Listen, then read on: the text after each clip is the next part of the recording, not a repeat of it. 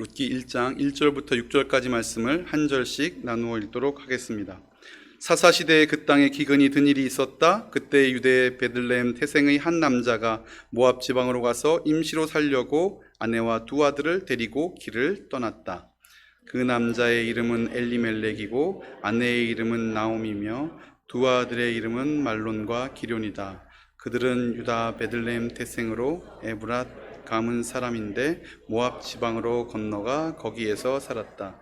그러다가 나오미의 남편 엘리멜렉이 죽고 나오미와 두 아들만 남았다.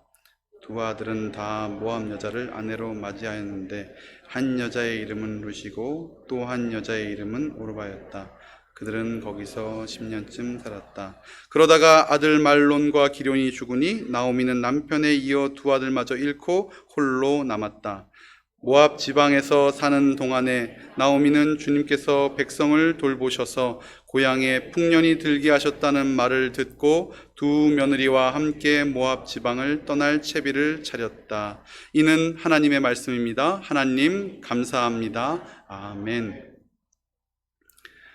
새해 첫 주 여러분들과 함께 룻기 말씀으로 함께 은혜를 나누기를 바랍니다.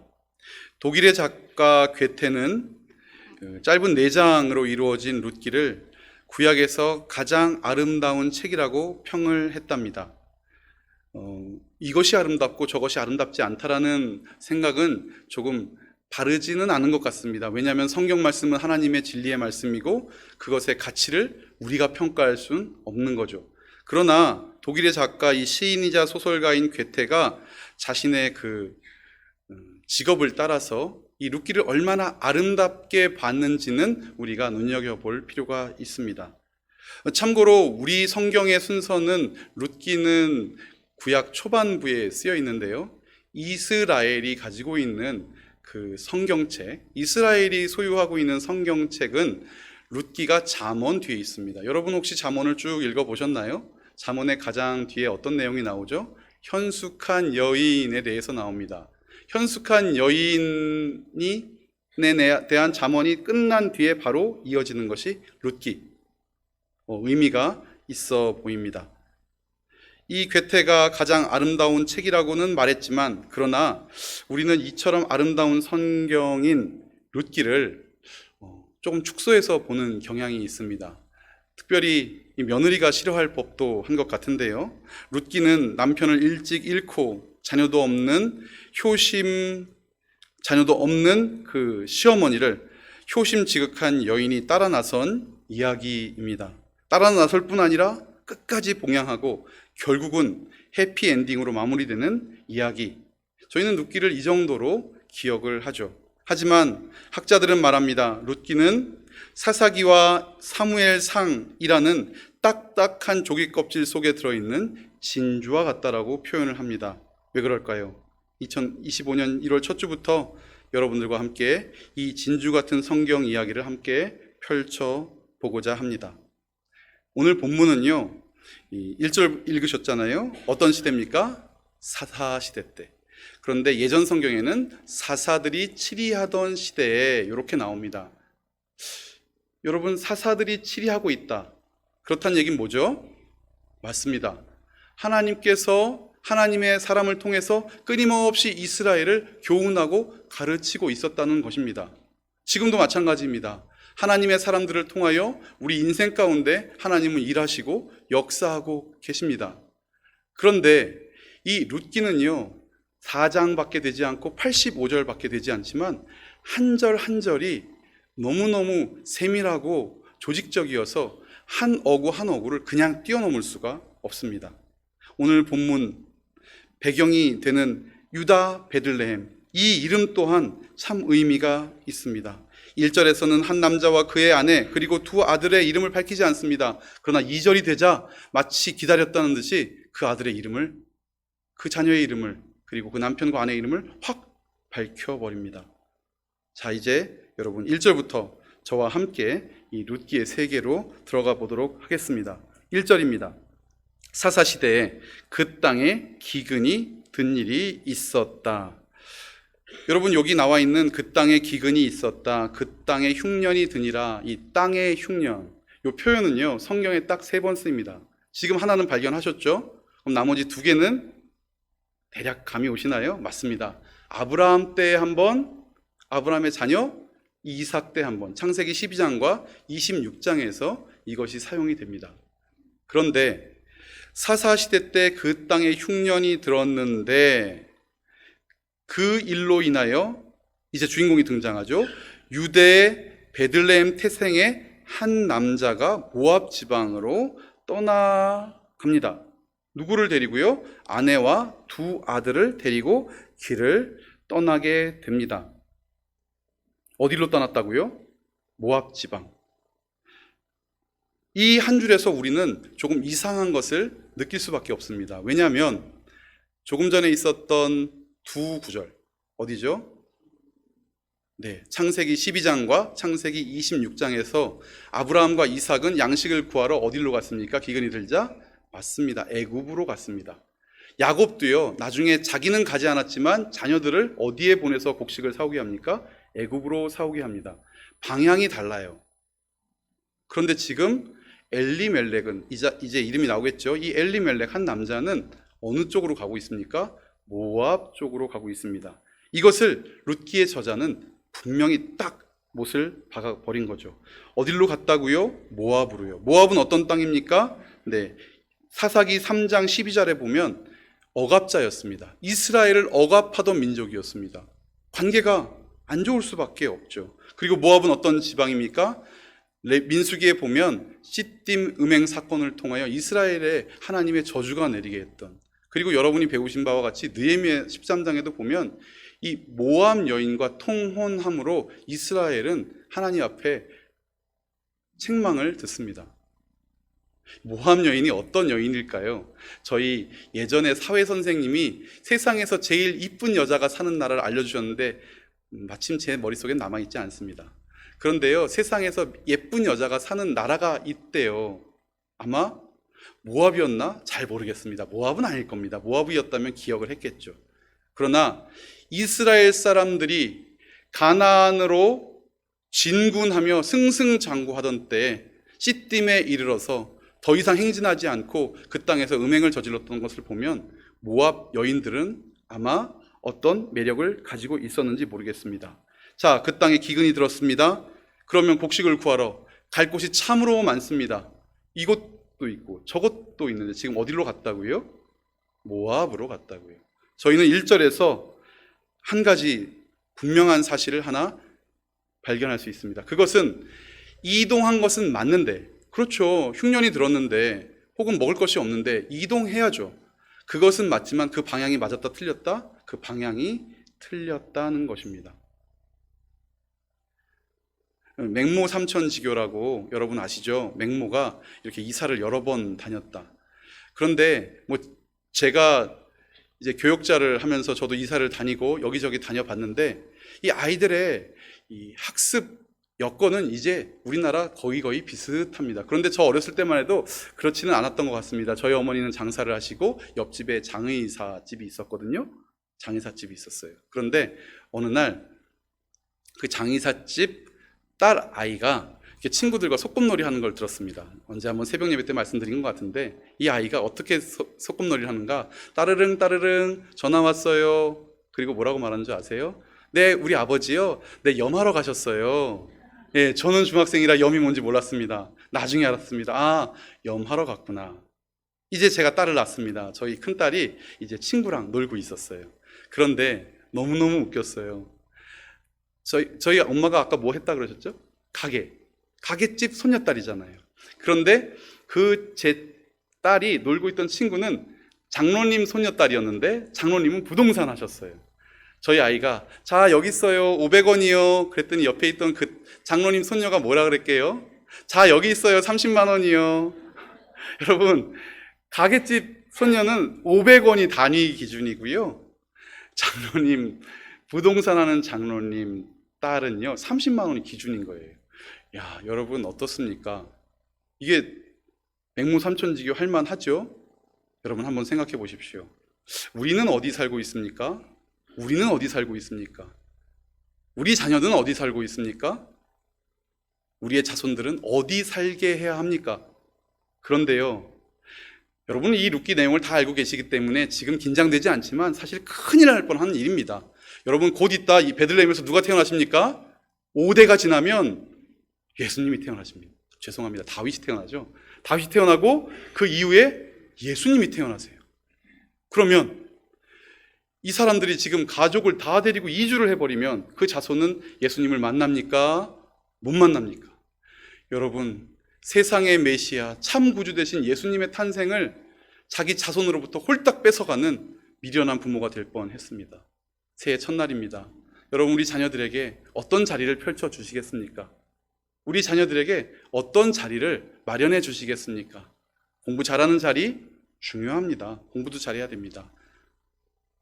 좋은 친구 만나는 자리 네, 중요합니다. 좋은 친구도 만나야죠. 인맥 중요하죠.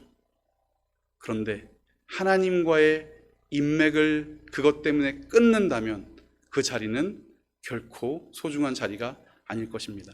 오늘 이 한 남자와 이 한 여자 그리고 두 아들은 오늘 성경에 보니까 모압 지방으로 가서 임시로 살려고 길을 떠납니다. 그러나요, 여러분 곧 성경에 나옵니다. 그들은 거기서 눌러 앉습니다. 2절 마지막에 보면 거기서 살았다. 이게 다른 단어예요. 임시로 살려고 하다가 라는 단어와 살다라는 단어가 다른 거죠.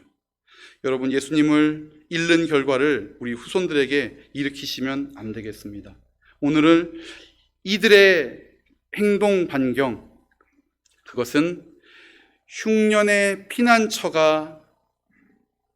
흉년의 피난처를 찾아 떠난 것은 사람으로서는 맞는 일이었지만 저들의 행동 양식을 보면 그것은 삶의 문제가 아니라 신앙의 문제였습니다.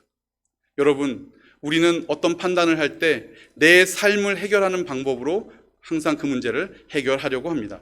그러나 중요합니다. 신앙이 해결돼야 합니다. 신앙이 바로 서야 합니다. 그 방향으로 우리가 가지 않는다면 삶의 문제도 신앙의 문제도 다 잃기 마련입니다. 모압이 어떤 곳입니까? 요단강 동편입니다. 요단강 동편에 누가 살았습니까? 맞습니다. 롯이 살았습니다. 그리고 그곳은 소돔과 고모라였습니다. 흉년은 핑계였습니다. 그들은 재산을 가지고 있었다는 것, 오늘 준비되진 않았지만 1장 21절에 보시면 여러분 나오미가 이렇게 고백을 합니다. 내가 풍족하여 나갔더니 이제 비어오게 되었다. 흉년이 핑계는 맞았고 기근이 핑계는 맞았습니다. 그러나 엘리멜렉과 나오미는 풍족했던 것입니다. 어떻게 해요? 풍족. 더 잘 살아보려고. 자, 우리는 이제 2절 말씀을 통해서 룻기의 저자가 강탈을 날리는 것을 만납니다. 어떻게 우리 심령 가운데 저들을 고발합니까? 그 남자의 이름은 엘리멜렉이요. 엘리멜렉 뜻이 무엇입니까? 나의 하나님이 왕이시다.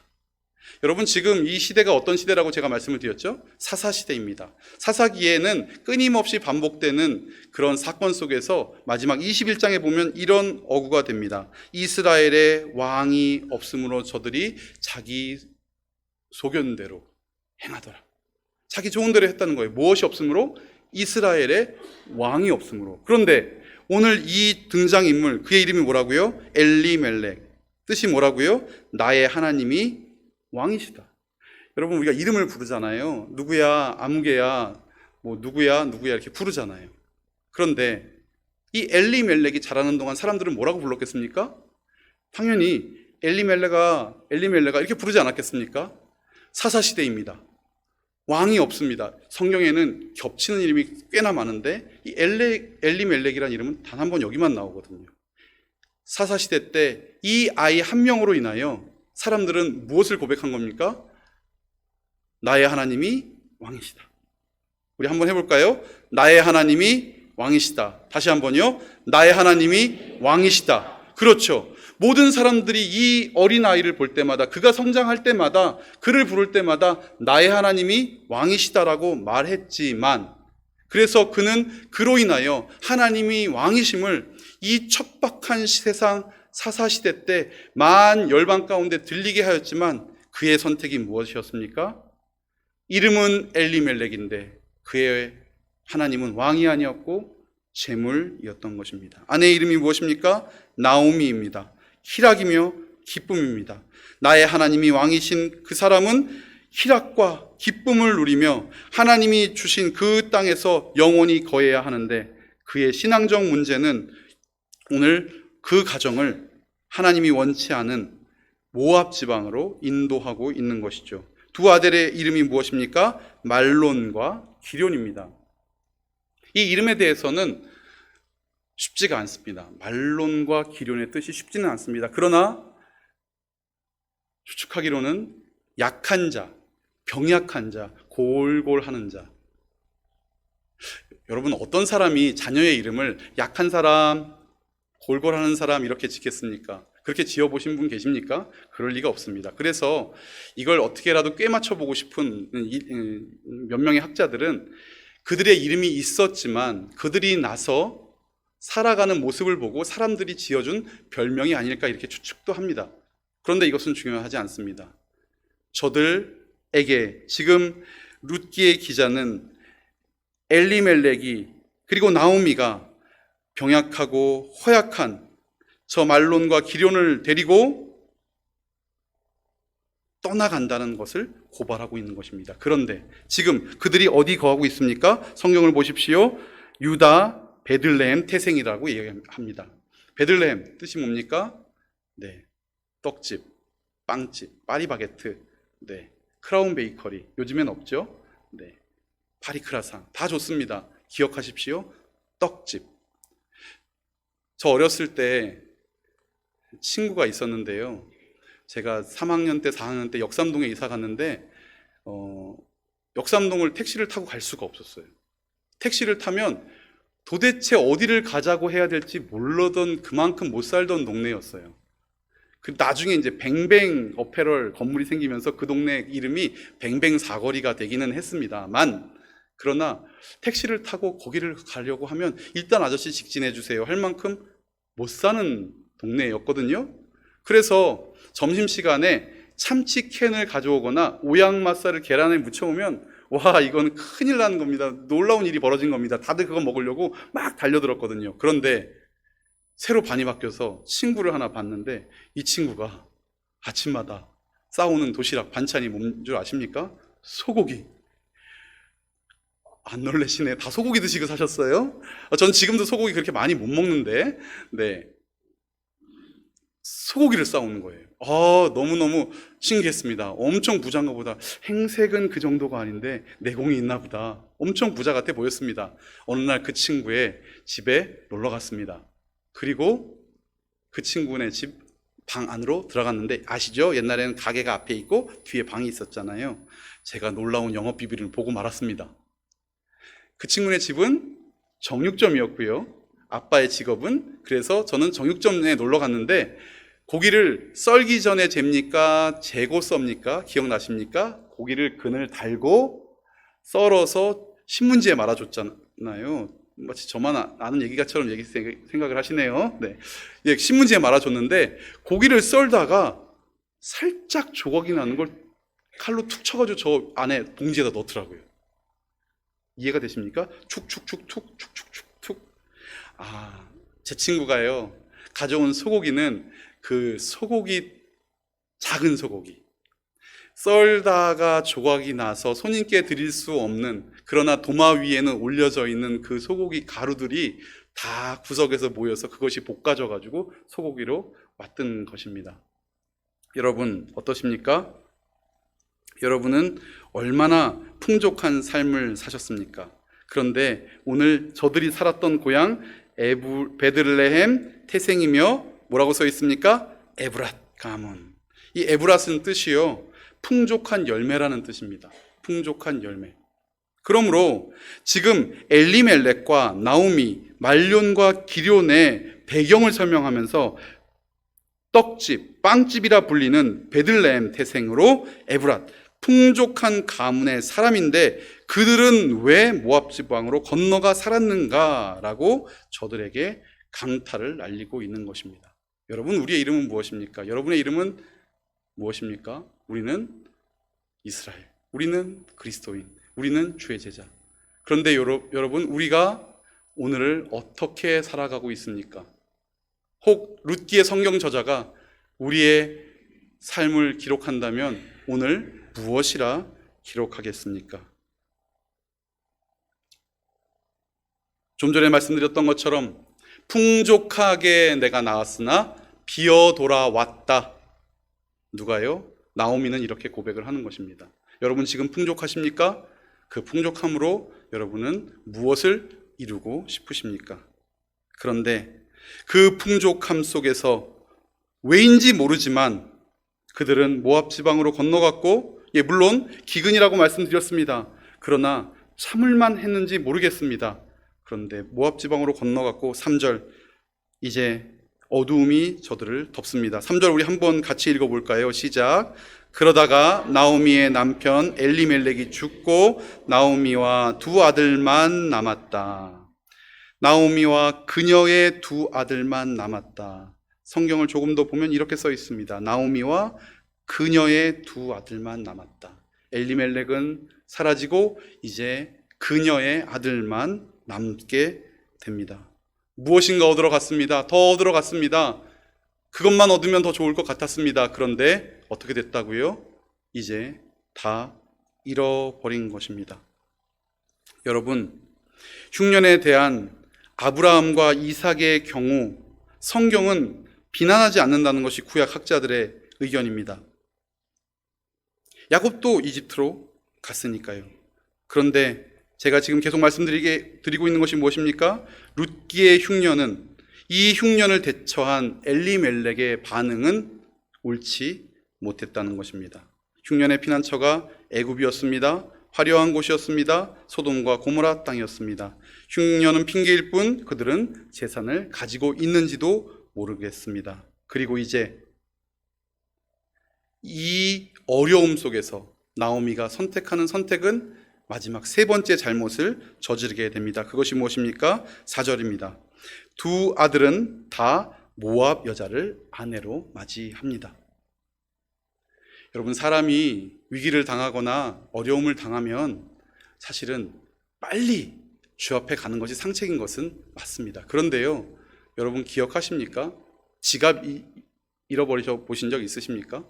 혹시 길 가다가 돈을 잃어버리신 적 있으십니까? 제일 먼저 뭐부터 하십니까? 기도하십니까? 저는 잘 안 되더라고요. 일단 덜컥 겁부터 냅니다. 못 찾으면 어떡하지? 아직 찾아보지도 않았는데. 그리고 겁이 나는 그 마음으로 온 길을 되돌아가기 시작합니다. 돈이 있을 리가 없죠. 지갑이 있을 리가 없죠. 그렇게 쉽게 찾아지면 잃어버린 게 아니죠. 그래서 덜컥 겁을 내고 그 길을 가다가 한참 만에 하나님, 제가 다 해봤는데요, 안 찾아져요. 그제서야 기도를 하게 됩니다. 얼마 전에 교회 에어컨 리모컨을 잊어버린 거예요. 이게 분명히 이 자리에 있어야 되는데. 그래서요, 교회 모든 공간을 다 돌아다녀봤어요. 제가 간 모든 공간을. 전도사님이 출근을 이제 제가 새벽 예배 끝나고 이제 있다가 전도사님이 이제 출근 시간에 출근을 하셨어요. 전도사님, 아무래도 에어컨 리모컨이 없어진 것 같아요. 도저히 못 찾겠어요. 제가 1층부터 5층까지 옥상까지 다 다녔는데 없어요. 그래서 이거 다른 리모컨을 마련했는데 사용법 알려드릴게요. 그랬더니 너무너무 쉽게, 목사님 책꽂이 보셨어요? 책꽂이를 이렇게 봤더니 거기에 에어컨 리모컨이 탁 들어있는 거예요. 차라리 기도할 걸, 찾지 말고 기도할 걸, 그리고 물어볼 걸. 여러분, 어려움을 당하면 우리는 뭐 해야 됩니까? 예, 맞습니다. 주께 물어야 합니다. 그리고 영적 지도자들, 목장 안에서 기도 제목을 내놓고 함께 기도해야 하는 것입니다. 그런데 우리의 조급함은 어떤 실수를 일으킨다고요? 4절이요. 우리 한번 같이 읽어볼까요? 시작. 두 아들은 다 모압 여자를 아내로 맞이하였는데 한 여자의 이름은 룻이고 또 한 여자의 이름은 오르바였다. 그들은 거기서 10년쯤 살았다. 하지 말았어야 했습니다. 모압으로 오는 것까지도 어쩌면 이해할 수 있었는지 모르겠습니다. 그러나 하나님께서 결코 이방 여인들과 결혼하지 말라 한 이 잘못된 통혼을 그들은 하고 말아버리는 거죠. 왜요? 급해지니까, 다급해지니까. 여러분, 2025년 새해가 밝았는데 우리나라 안에 다급한 일이 많습니다. 해결해야 될 일이 많습니다. 그럼 뭘 해야 됩니까? 발벗고 뛰어나가야 됩니까? 예, 그것도 해야 합니다. 그러나 우리가 가장 먼저 해야 될 일은 주 앞에 나오는 것입니다. 하나님께서 이 일을 어떻게 이루어 가시는지 우리는 바라봐야 하는 것이죠.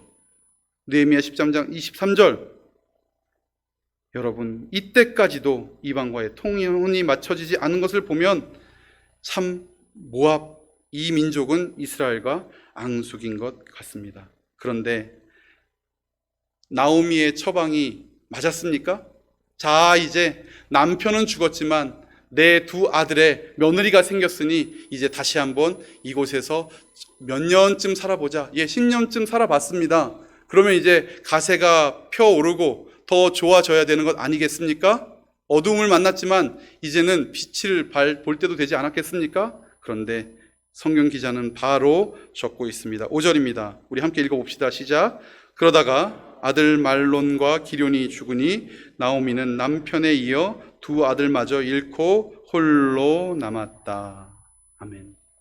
홀로 남았다. 홀로가 아닙니다. 며느리 있잖아요. 그런데 하나님의 말씀을 기록한 성경 기자는 홀로 남았다고 말합니다. 왜요? 하나님과 함께 하지 않기 때문에. 하나님 앞에 서지 않았기 때문에. 이 나오미의 인생은 며느리는 있지만 그는 홀로 남은 것입니다. 여러분 오늘 하나님과 동행하고 계십니까? 여러분의 삶에 성령님께서 내주하심을 통하여 날마다 영광 가운데 거하고 계십니까? 여러분 이 질문은 우리에게 너무너무 중요한 질문이 될 것입니다. 하나님과 함께 하지 않는다면 제가 신년 예배 때도 말씀드렸지만 우리 인생은 빵점 되는 것입니다. 하나님과 함께 한다면 그 인생이 100점 되는 인생인 것입니다. 지금 나오미는 홀로 남겨졌습니다. 우리의 기업, 영원하신 우리의 기업, 오직 하나님만이 우리의 기업 되십니다. 주께서 우리에게 허락한 그것이 하나님께서 우리에게 주신 기업입니다. 어쩌면 이 공동체가 하나님의 기업이고 그분의 품이 하나님의 기업인 것입니다. 그러나 여러분 세상으로 눈을 돌리면 여러분 우리는 너무너무 세상의 유혹 가운데 쉽게 무너지고 마는 것이죠. 나오미의 엘리멜렉의 첫 번째 단추는 이해할 만했습니다. 그러나 한번 잘못 깨어진 단추는 결국 인도하여 어두움으로 더 어두움으로 인도하고 있는 것을 우리는 이 짧은 4절 가운데서 발견할 수 있습니다. 한 영상을 보았습니다. 너무 길어서 여러분들과 함께 나눌 수는 없고 제가 말로만 설명을 해보고자 합니다. 곡괭이를 든 한 남자가 땅을 막 파기 시작합니다. 열심히 팝니다. 막 파다가 금을 발견한 거예요. 금을 발견한 순간 너무 기뻐서 그 금을 탕 하고 깼는데 금이 톡 하고 캐지면서 곡괭이도 부러졌어요.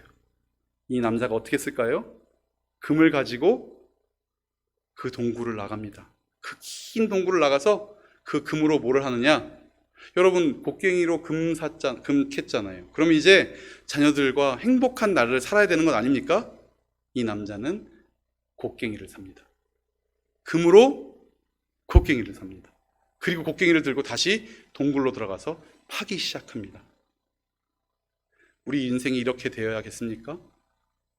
여러분, 하나님께서 우리에게 너무너무 소중한 열매들, 가족이란 열매, 공동체라는 열매, 짧지만 하나님을 경배하고 찬양하는 인생이라는 열매를 주셔서 이 인생을 통하여 하나님을 영화롭게 하고 경배하며 주께서 맡기신 소명을 통하여 늘 기쁨으로 이 땅 가운데 정복하며 이기며 승리하며 살라고 우리 가운데 주신 인생이 이처럼 찬란한데 여러분 우리는 무엇을 캐서 무엇을 하는 것입니까?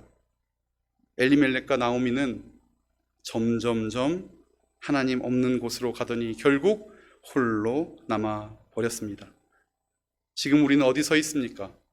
여러분은 지금 어느 곳을 향해서 가고 계십니까? 그런데 성경 기자는 여기서 그치지 않습니다. 성경을 한번 보십시오. 룻기를 보시면요, 1장 1절부터 5절까지만 이렇게 단락으로 되어 있어요. 마치 큐티를 하게 되면 여기까지 하고 끝 이럴 것 같습니다. 그런데 6절 하나님의 말씀은 1절부터 5절을 다 감싸는 주의 사랑으로 6절 말씀을 우리에게 들려주십니다. 우리 한번 6절 말씀 한 목소리로 읽겠습니다. 시작. 모압 지방에서 사는 동안에 나오미는 주님께서 백성을 돌보셔서 고향에 풍년이 들게 하셨다는 말을 듣고 두 며느리와 함께 모압 지방을 떠날 채비를 차렸다. 무엇을 합니까? 모압 지방으로 떠날 채비를 차립니다. 그런데요, 고향에 풍년이 들었다는 말을 듣는다, 요 구절 앞에 여러분 눈을 크게 뜨고 보십시오. 뭐라고 써 있습니까? 주님께서 백성을 돌보시고, 이것입니다. 하나님께서 돌보셔야 그 인생이 차는 것입니다. 하나님께서 돌보셔야 그 인생이 성공한 인생이 되는 것입니다. 하나님의 길을 따라가는 그 인생이 성공한 인생이죠. 예전엔 들리지 않았습니다. 예전엔 깨달아지지 않았습니다. 예전에는 귀가 닫혀 있었습니다. 왜냐고요? 내 생각과 내 지식이 하나님의 말씀을 거부했는지도 모르겠습니다. 오늘 우리는 누구의 소리를 따라 어디를 걷고 있습니까? 제가 어느 날 창밖을 이렇게 쳐다보는데 앙상한 나무가지에 이파리가 몇 개 없는 거예요. 너무 처량해 보였습니다. 왜냐하면 2달 전까지만 해도 그 창문에 있던 나무에 이파리가 너무 많았거든요. 그래서 그날 이제 성도님들과 함께 성경 강의를 막 하고 있었는데 혼자 그 나무를 쳐다보면서 이렇게 속으로 생각을 했습니다. 하나님, 너무 쓸쓸합니다. 그리고 좀 속상합니다. 저 나무가 여름 내내 얼마나 열심히 물을 빨아 올려서 저 나뭇가지를 그 팔에다 달았는데 하나님 왜 가을 주시는 거예요? 하나님 왜 가을을 주셔서 그 소중한 나뭇가지를 다 떨어뜨리게 하시는 거죠? 아름다운 단풍도 예쁘지만 단풍이 지난 다음에 저 나무 불쌍해서 어떡해요? 괜히 제 신세가 처량했었는지 나무가 막 불쌍해지는 거예요. 여러분 나무 불쌍해 보셨어요? 그래서 한참 나무를 불쌍 여기면서 계속 강의를 해 가는데 제 마음 가운데 하나님께서 그러시는 거예요. 성웅아, 그 나뭇잎이 떨어져야 그 나무가 산다. 여러분 이따 나가시다가 저 옆에 나뭇잎 쌓인 곳 한번 이렇게 들춰보세요. 나뭇잎 쌓인 곳을 들치면요, 산에 등산 가서 나뭇잎 쌓인 곳 들치면요, 절대로 그 밑이 말라있지 않습니다. 신기하죠? 나뭇잎이 있으면 땅이 마르지 않아요. 저한테 말씀하시는 거예요. 얘야, 나뭇잎이 떨어져야 그 나무가 사는 거야. 그 나무가 사는 거예요. 그러면 하나님, 겨울 안 주시면 되잖아요. 여름만 주시면 되잖아요. 왜 겨울 주셔서 그 나뭇잎 떨어뜨려야만 살게 하셨어요? 제가 이제 하나님이랑 약간 말싸움을 하는 것처럼 됐습니다. 하나님, 저 이해 안 되는데 왜 겨울 주시는 겁니까? 왜 겨울을 주셔서 이 나뭇잎이 떨어지게 하시는 거예요? 그랬더니 참 하나님 친절도 하시죠. 너 학교에서 안 배웠어? 겨울이 있어야 나무태가 생기고 나무가 단단해져. 물을 빨아 올리기 위해서는 여름이 필요한데 여름에 비바람을 이기려면 나이테가 필요해. 너 바보구나. 너 바보구나. 제가요, 그날 정말 한없는 감사에 잠겼습니다. 때로는 비바람에 원망했습니다. 때로는 추위에 떨었습니다. 그리고 너무너무 소중해서 꽉 잡고 있는 나뭇잎을 떨어뜨리는 것에 대해서 하나님께 불평했습니다. 그런데요, 이 모든 것이 저를 위해서, 우리를 위해서임을 말씀해 주시는데 저는 어떤 말로도 변명을 할 수가 없었습니다. 이제 6절입니다. 모압 지방에서 사는 동안에 나오미는 주님께서 백성을 돌보셔서, 이것입니다. 나오미의 귀가 열립니다. 그리고 하나님의 말씀이 들려옵니다. 그리고 그가에게 어떤 소리가 들려옵니까? 네, 하나님이 돌보셨다. 하나님이 돌보심을 기다려야 했었는데, 하나님의 돌보심이 필요했었는데 내가 하나님의 돌보심을 외면하고 내 길로 갔구나. 내 길로 갔구나. 사탄은 우리에게 선악을 알게 하는 나무의 실과를 먹으라고 끊임없이 유혹합니다. 그것을 먹으면 하나님처럼 될 거라 말합니다. 우리에게 너 다른 사람이 안 가지고 있는 세상의 저것 하나만 가지면 너는 나은 사람이 될 거라고 우리에게 속삭거립니다. 여러분, 우리가 어떤 인생입니까? 지난 2023년 우리의 표어가 뭐였습니까? 명품 인생, 명품 교회 아닙니까? 우리는 비교될 수 없는 인생을 살아갑니다. 더군다나 우리 앞서 이스라엘로 우리를 이름하시고 하나님께서 우리를 인도하시며 싸워 이기게 하십니다. 우리는 하나님으로 만족하고 하나님으로 충만합니다. 그런데 이것이 부족하다라고 말하는 세상의 그 어떤 유혹에 우리가 넘어갈 수 있겠습니까? 오늘 이 예배 시간을 통하여 한번 되새겨 보시길 바랍니다. 혹 내가 지금의 만족은 뒤로 하고 세상의 무엇으로 나를 채우려 하는 것은 아닌지, 여러분, 풍족하려 하시다가 하나님께서 그 모든 것을 비게 하실 그날을 맞이하신다면 여러분 어떻게 하시겠습니까? 그러나 오늘 하나님께서는 모든 것을 뒤로하고 자신을 어쩌면 등지고 떠났던 나오미에게 은혜를 주십니다. 오늘 설교의 제목이 들려오는 소리입니다. 저는 2025년 여러분의 삶과 인생 가운데 하나님의 소리가, 하나님의 음성이 매일같이 들려오기를 주의 이름으로 축원합니다. 말씀을 읽을 때, 기도할 때, 찬양할 때 하나님의 말씀이 우리 인생 가운데 파고들 것입니다. 그 길이 아니고 이 길이 난다. 모압이 아니고 베들레헴이란다. 내가 너를 에브라시라, 너를 풍성한 열매로 이름 지었으니 너의 열매를 이곳에서 맺으렴, 나에게 붙어 있으렴. 하나님께서 우리에게 말하실 줄을 믿습니다. 우리에게 흉년이 있습니까? 맞습니다. 흉년은 때때로 우리를 찾아옵니다. 그러나 그 흉년으로 우리는 우리의 태도를 변케 해서는 안 되는 것입니다. 예수님께서 말씀하십니다. 수고하며 무거운 짐을 진 사람은 모두 내게로 오너라. 내가 너희를 쉬게 하겠다. 나는 마음이 온유하고 겸손하니 내 멍에를 메고 나한테 배워라. 그리하면 너희는 마음에 쉼을 얻을 것이다. 뭐라고 말씀하십니까? 내게로 오너라. 예수님께서 말씀하십니다. 내게로 오너라. 오늘 여러분에게 말씀하십니다. 내게로 오너라. 집을 떠났던 한 사람을 기억하십니까? 탕자입니다. 누가복음 15장입니다. 그는 돼지가 먹는 쥐염 열매라도 좀 먹고 배를 채우고 싶은 심정이었으나 그에게 먹을 것을 주는 사람이 없었다. 그제서야 그는 제정신이 들어서 이렇게 말하였다. 내 아버지의 그 많은 품꾼들에게는 먹을 것이 남아도는데 나는 여기서 굶어 죽겠구나. 내 아버지 집으로 가자. 여러분, 우리는 예수님께로 나아가야 하는 것입니다. 하나님께로 가야 합니다.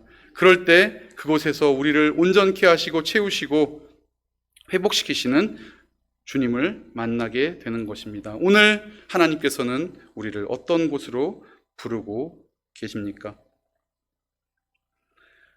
흉년의 상황에 그것을 피하려고 모압으로 향한 엘리멜렉의 가정은 흡사 오늘 살아가는 우리의 모습을 대변하고 있는 것 같습니다. 고난과 어려움의 순간에 우리는 자신의 경험과 지혜를 통해 더 나은 선택을 시도합니다. 어쩌면 이것은 당연합니다. 그리고 평범한 우리 삶의 반응이고 모습일 수는 있습니다. 하지만 분명한 것은 사람의 힘으로 피하려 한다면 고난은 또 다른 어두움으로 다가오고 그 어두움은 더 큰 어두움으로 우리를 덮쳐올 것입니다.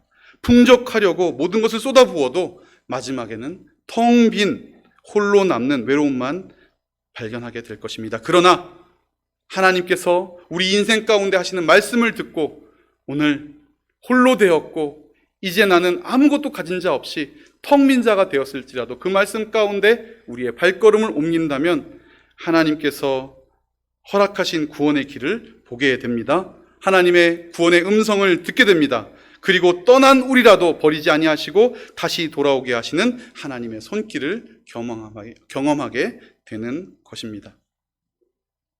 오늘 저와 여러분들의 삶 가운데 하나님의 손길이, 주의 은혜가 강력하게 임하기를 주의 이름으로 축복합니다. 기도드리겠습니다. 하나님 아버지, 하늘의 것으로 우리를 먹이시고 입히시며 돌보심에도 우리는 손을 뻗어 또 다른 무언가를 원하는 어리석음을 벗어나지 못합니다. 때로는 인생의 파도를 만나 고통과 두려움으로 주님을 의지하고 인내하기보다는 주님을 피하기도 일쑤입니다. 그러나 주님, 오늘도 들려주시는 말씀에 순종하게 하여 주시옵소서. 오직 모든 좋은 것은 하늘로부터임을 기억하고 인내하게 하여 주시옵소서. 언제나 푸른 초장 쉴만한 물가로 우리를 인도하시는 목자 되신 예수님의 이름으로 기도합니다. 아멘.